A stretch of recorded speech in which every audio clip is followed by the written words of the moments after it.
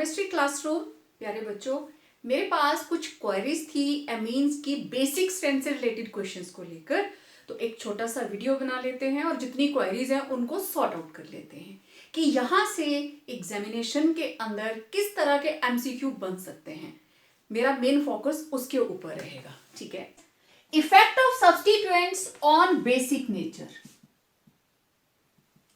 Basic nature के ऊपर substituents का क्या इंपैक्ट है? सबसे पहले इलेक्ट्रॉन विड्रॉइंग ग्रुप, ओके, क्योंकि ये बेसिक नेचर है, H पॉजिटिव एक्सेप्ट करती है और NH3 पॉजिटिव बना लेती है। इन दोनों स्ट्रक्चर्स के ऊपर अगर कोई इलेक्ट्रॉन विड्रॉइंग ग्रुप लग गया हो, व्हाट विल हैपन? ये क्या करेगा? नाइट्रोजन की इलेक्ट्रॉन डेंसिटी को खींच लेगा, ठीक है। Electron withdrawing group due to -I effect withdraws electron density towards itself,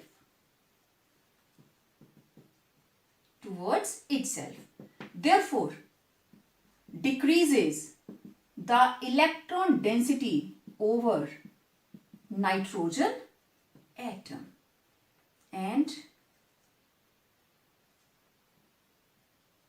making lone pair less available for donation. Therefore, basic nature decreases, ठीक है। दूसरी तरफ जब उसने H पॉजिटिव इसने ले ही लिया, मीन्स इसने लोन पेयर दे दिया, एज अ बेस बिहेव कर लिया, तो इस ग्रुप की वजह से क्या इंपैक्ट आ रहा है? इसके ऊपर है पॉजिटिव चार्ज, इलेक्ट्रॉन खींचने वाला ग्रुप लगा है तो पॉजिटिव चार्ज और ज्यादा बढ़ जाएगा। Electron withdrawing group increases positive charge over nitrogen atom and make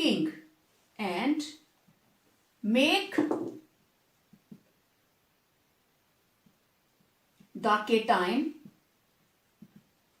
more unstable.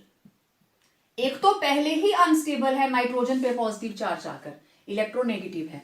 Make the ion more stable, more unstable, therefore decreases basic nature. तो कोई भी इलेक्ट्रॉन विड्रॉइंग ग्रुप लग जाए तो बेसिक नेचर कम हो जाएगी, ठीक है। अब देखिए effect of electron releasing group. Electron releasing group में आगे एल्काइल ग्रुप, देन कोई भी हमारे पास alcoholic group, alkoxy group, amino group, ठीक, these are electron releasing group. अब देखो इलेक्ट्रॉन रिलीजिंग ग्रुप increases electron density over nitrogen atom, therefore making the lone pair more available for donation, thus increases its basic nature. इधर positive charge और ये plus I effect दे रहा है, ठीक है। Due two plus I effect, यहां पे भी due two plus I effect of electron releasing group, ठीक है, इलेक्ट्रॉन डेंसिटी इंक्रीजेस ओवर, ठीक है। Due two plus I effect of electron releasing group, positive charge, electron density increases over nitrogen atom and positive charge decreases, thus making it stable. Therefore, electron releasing group increases basic nature of amines. तो मैं थोड़ा सा revise कर देती हूं। Amines, हम aromatic amines की बात कर रहे हैं, इसका मैं कंपैरिजन भी आपको बताऊंगी अभी। तो ये है aniline, it is basic. Why it is basic? Because it is having a lone pair for donation. Okay, लेकिन हमें पता है ये जो फिनाइल ग्रुप है, this is electron withdrawing in nature. ये इस लोन पेयर को कॉन्जुगेशन में अपनी तरफ अट्रैक्ट कर लेता है और ऑर्थो और पैरा के ऊपर नेगेटिव चार्ज प्रोमिनेंटली दिखाई देना शुरू कर देता है। Similar is the case with phenols, उसमें भी ऑक्सीजन के इलेक्ट्रॉन्स अंदर को आए थे, राइट? ओके, तो अब अगर इस बेंजीन रिंग के साथ कोई ऐसा ग्रुप लग जाता है, मैंने अलग अलग भी आपको बता दिया, इसके साथ कोई ऐसा ग्रुप लग गया जो इलेक्ट्रॉन देता है, it will be having plus I effect. This is electron releasing group. तो इसकी वजह से नाइट्रोजन के ऊपर इलेक्ट्रॉन डेंसिटी बढ़ जाएगी, इसका lone pair will be more available for donation, means basic nature increases, right? यही पढ़ा हमने, बेसिक नेचर इंक्रीजेस। इसके ऑपोजिट अगर कोई ऐसा ग्रुप लग जाता है जो इलेक्ट्रॉन्स को अपनी तरफ अट्रैक्ट करता है, it will be having minus I effect. तो ये क्या करेगा? एक तो ये फिनाइल ग्रुप वैसे ही इलेक्ट्रॉन अपनी तरफ खींचता है, that is having minus I effect. तो ये वाले इलेक्ट्रॉन्स नाइट्रोजन के ऊपर ज्यादा अवेलेबल नहीं होंगे, मींस ये इसकी इलेक्ट्रॉन डेंसिटी को अपनी तरफ खींच लेगा, तो बेसिक नेचर डिक्रीज करेगी, राइट? आपने डिटेल में इसको कर लिया, ओके। लेकिन अब मुझे ये देखना है, ये जो इलेक्ट्रॉन रिलीजिंग ग्रुप है, इसका सबसे ज्यादा इंपैक्ट कब होता है? दोनों का ही, रिलीजिंग का भी और विड्रॉइंग का भी। जब ये ऑर्थो पे लगे तब क्या इंपैक्ट होगा? These are the ortho positions, this is the para, दोनों के मिड में जो है दैट इज मेटा। अब आपने ये देखा, ऑर्थो के ऊपर नेगेटिव चार्ज प्रोमिनेंट है, पैरा पे नेगेटिव चार्ज, ऑर्थो पे नेगेटिव चार्ज, लेकिन मेटा के ऊपर नेगेटिव चार्ज प्रोमिनेंट नहीं है। तो अगर कोई इलेक्ट्रॉन रिलीजिंग ग्रुप नेगेटिव वाली जगह पे लग जाता है, तो उसका इंपैक्ट किस तरीके से होगा? वो इसकी बेसिक नेचर में ऐड करेगा या उसको कम करेगा? अब हम थोड़ा सा उसके बारे में बात करेंगे, जो इसके वेरियस आइसोमर्स बनेंगे। तो दोनों का ओवरऑल इंपैक्ट, एक जर्नल सी बात तो यह है कि ग्रुप लग जाए तो बेसिक नेचर बढ़ जाती है इलेक्ट्रॉन रिलीजिंग ग्रुप के साथ, और अगर इलेक्ट्रॉन विड्रॉइंग ग्रुप लग जाए तो वो कम हो जाती है। तो एक बहुत ही इंपॉर्टेंट बात आपको ध्यान में रखनी है, that the base weakening effect of, कौन करेगा? Electron withdrawing group, and base strengthening effect electron releasing group, जो बेसिक नेचर को कम करे दैट इज वीकनिंग इफेक्ट, जो बेसिक नेचर को बढ़ाए that is strengthening it's basic nature. ये दोनों ही more marked at para position than at meta position। दो isomers की हम बात कर रहे हैं, ऑर्थो की मैं बाद में बात करूंगी, हम पहले पैरा और मेटा की बात करेंगे। तो ये कह रहा है, मैं पहले डायग्राम साथ साथ बना देती हूं सो दैट आपको ज्यादा क्लैरिटी हो। दोनों का ही मैं एनिलीन के साथ कंपैरिजन कर दूंगी। ये रहा पैरा के ऊपर CH3 ग्रुप, ये रहा मेटा के ऊपर CH3 ग्रुप, ओके। दूसरी साइड मैं एग्जांपल ले लेती हूं इलेक्ट्रॉन विड्रॉइंग ग्रुप की, एनिलीन, एक नाइट्रो ग्रुप प्रेजेंट है पैरा पे और दूसरा नाइट्रो ग्रुप प्रेजेंट है मेटा के ऊपर, ठीक है। Now this is para isomer, मैं नाम नहीं लिख रही हूं, दिस इज मेटा आइसोमर, और ये दोनों ही एग्जांपल्स किसकी हैं? इलेक्ट्रॉन रिलीजिंग ग्रुप की। ये रहा para isomer, this is meta isomer, और ये दोनों ही किसके आइसोमर्स हैं? These are of electron withdrawing group.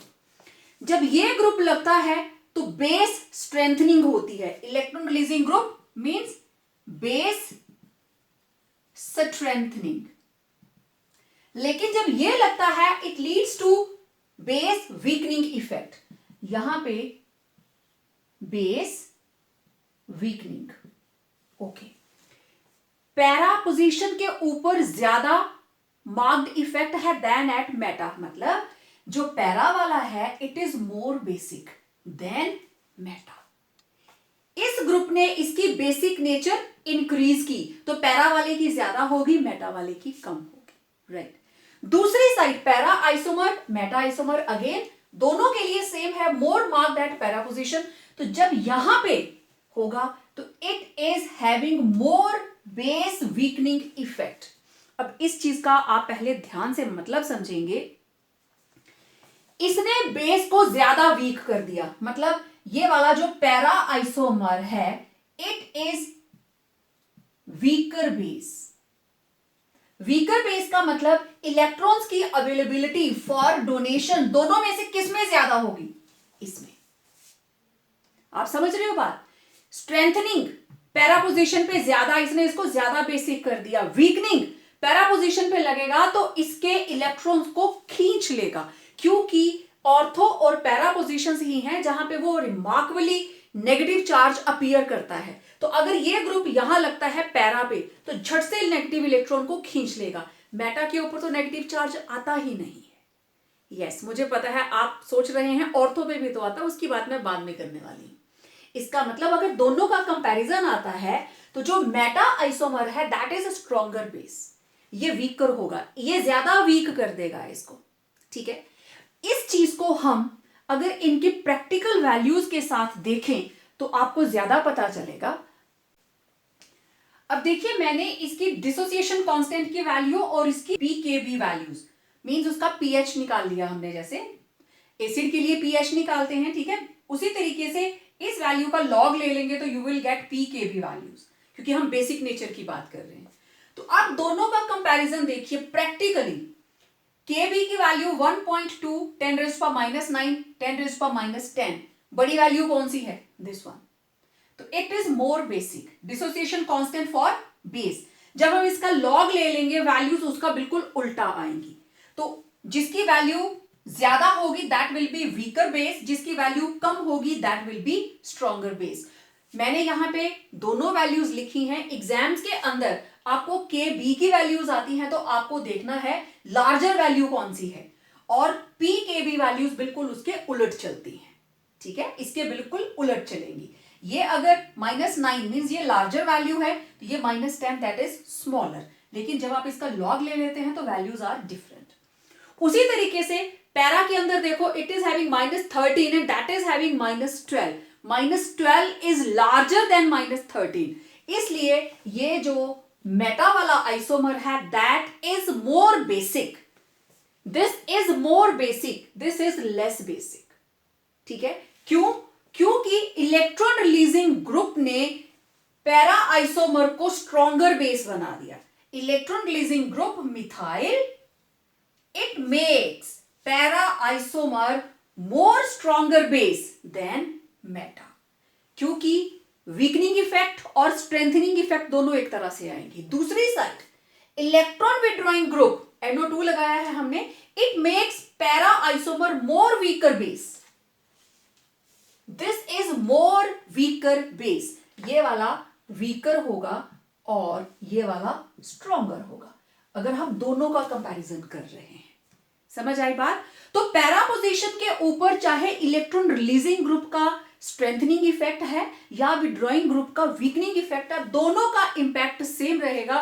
Para isomer will be having higher weakening और strengthening effect as compared to its meta isomer. अब बात करते हैं ऑर्थो के बारे में। Second very very important observation is, meta और पैरा की बात हो गई, अब ऑर्थो की बात करते हैं। It says every ortho substituted aniline, उसमें चाहे इलेक्ट्रॉन रिलीजिंग ग्रुप लगा हो या electron withdrawing group, that is less basic, mind it, that is less basic than aniline. ये बच्चे आपके एमसीक्यूज एक एक नंबर के क्वेश्चंस या इनको एक ऑर्डर में अरेंज करने के लिए आता है। इस चीज को बोलते हैं ऑर्थो इफेक्ट। ये क्वेश्चन आ गया, every ortho substituted aniline is less basic than alanine. Why? Simple एक नंबर का आंसर आपका रहेगा, एक लाइन का आंसर रहेगा, this is due to ortho effect. अब ऑर्थो इफेक्ट किसकी वजह से होता है? It is due to combination of steric and electronic factors. Electronic factor means electron releasing और इलेक्ट्रॉन विड्रॉइंग। सबसे बड़ा इंपैक्ट रहता है स्टीरिक हिंड्रेंस। जो ग्रुप ऑर्थो के पास है इलेक्ट्रॉन तो दे रहा है, बट इसको इतनी ज्यादा हिंड्रेंस इसको कवर कर लेता है कि आने वाला ग्रुप लोन पेयर को किस तरीके से रिसीव करेगा जब इसके आसपास ज्यादा क्राउड होगी। यहां पे तो कोई भी नहीं है, इसका मतलब aniline will be more basic than ortho isomer of methyl group, ortho isomer of electron releasing group. जबकि हम ये कह रहे थे कि इलेक्ट्रॉन रिलीजिंग ग्रुप तो इसकी बेसिक नेचर को बढ़ाता है, बट ऑर्थो पोजीशन के ऊपर जब ये ग्रुप लगता है it leads to steric hindrance to the incoming group which will get lone pair from nitrogen. तो aniline will be more basic than ortho methyl aniline, right? Okay. दूसरी side ortho isomer of electron withdrawing group. Again, aniline will be more basic than ortho isomer of electron withdrawing group. Have a look on their values. इनकी practical values देखिए। इन values के base पे explanation ortho effect देता है। इसकी value -10, इसकी value -10। Okay, अब उसके साथ वाला एक्सपोनेंट देख लेते हैं। 2.8, 4.2, it is larger, it is more basic. यहां से देख लीजिए जिसकी लेस पी की भी value that is more basic. ठीक है, इसके साथ देखते हैं हम लेस पी के बी मोर बेसिक, और मोर पी के बी मीन्स लेस बेसिक। इसी तरीके से दूसरी साइड आप कंपैरिजन देखो, -15 and -10, aniline will be more basic than ortho nitro aniline। ठीक है, तो इट वॉज ऑर्थो इफेक्ट। अब एमसीक्यू के अंदर ये दोनों का आ गया कि बताइए दोनों में से ज्यादा बेसिक कौन? तो आपके माइंड में रहेगा यहां तो इलेक्ट्रॉन रिलीजिंग ग्रुप लगा है तो it will be more basic. No, it will be less basic due to which effect? Yes, due to ortho effect। अब देखते हैं सारे आइसोमर्स को मिक्स करके हमारे पास ऑर्डर कैसे आएगा। लेट्स सी, ये रहा इलेक्ट्रॉन रिलीजिंग ग्रुप का एरिया और ये रहा इलेक्ट्रॉन विड्रॉइंग ग्रुप। मैंने इलेक्ट्रॉन रिलीजिंग ग्रुप में मेंशन किया है मिथाइल ग्रुप और इलेक्ट्रॉन विड्रॉइंग में हम ले रहे हैं नाइट्रो। ठीक है, para isomer, Meta isomer, aniline and ortho.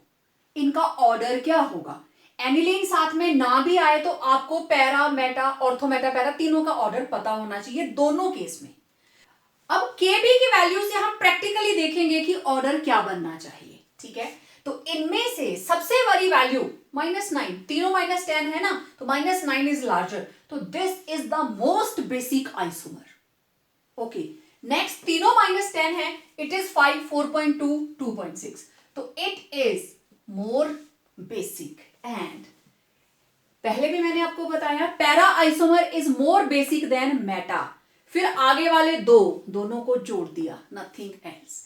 लेकिन अगर एनिलीन बीच में ना हो तो आपके माइंड में आएगा कि तीनों आगे रहेंगे, एनिलीन लास्ट में जाएगा। लास्ट में नहीं जाएगा, ऑर्थो से पहले एनिलीन आएगा। तो इनका ऑर्डर सिर्फ 3 आइसोमर्स के लिए क्या रहेगा? Order is para, then meta, then ortho, अगर ये सिर्फ तीनों हैं। लेकिन अगर एनिलीन भी मिक्स हो जाती है, एक ऑर्डर तो ये रहा, और अगर एनिलीन भी आ जाती है तो it will be para, then meta, then aniline, और लास्ट में कौन आएगा? ऑर्थो। तो ये आपके एक एक नंबर के क्वेश्चंस चाहे एमसीक्यू की फॉर्म में पूछे जाएं या ऐसे ही वो आपको नाम देकर पूछ ले। मैंने एक देखा था जेई का या नीट का क्वेश्चन था, तो उसमें नाम लिखे हुए थे, para isomer, para-methyl aniline, मेटामिथाइल aniline, इस तरीके से कि 4 ऑर्डर लिखे हुए हैं, आपको सही ऑर्डर पहचानना है। तो इस तरीके से ऑर्थो इफेक्ट की वजह से ये लास्ट में रहेगा। अब इलेक्ट्रॉन विड्रॉइंग ग्रुप के वैल्यूज को देख लीजिए।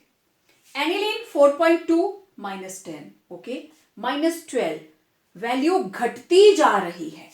मतलब इनमें से सबसे ज्यादा बेसिक कौन? Dissociation constant for basic is maximum for aniline, उसके बाद मेटा आइसोमर, देन पैरा, और लास्ट में कौन आएगा?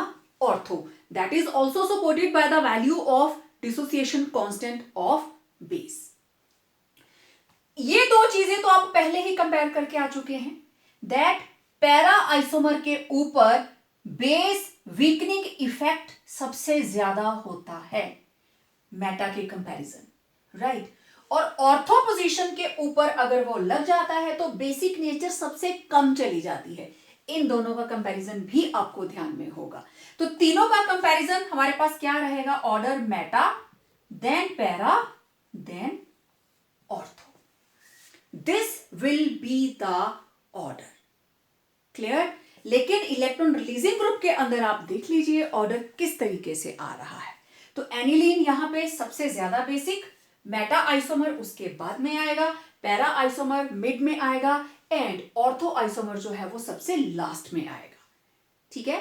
तो ये थे किस तरीके से आपको एमसीक्यू या एक एक नंबर के क्वेश्चंस आ सकते हैं. ठीक है, स्क्रीनशॉट ले लीजिए. ओके. अब एक क्वेश्चन मैं आपको बताना चाहती हूं. मान लीजिए अब ये वैल्यू दो के बीच में कंपैरिजन ले लेते हैं. मैंने एक एनिलीन ले लिया और एक मैं यहां पे नाइट्रो वाला आइसोमर ले लेती हूं. अगर दोनों मिक्स होकर आ जाते हैं तब आप लोग क्या करेंगे?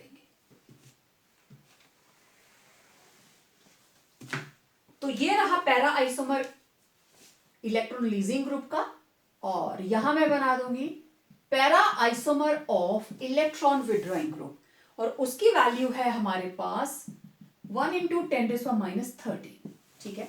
और एनिलीन की वैल्यू हमारे पास रहती है 4.2 × 10⁻10. This is aniline.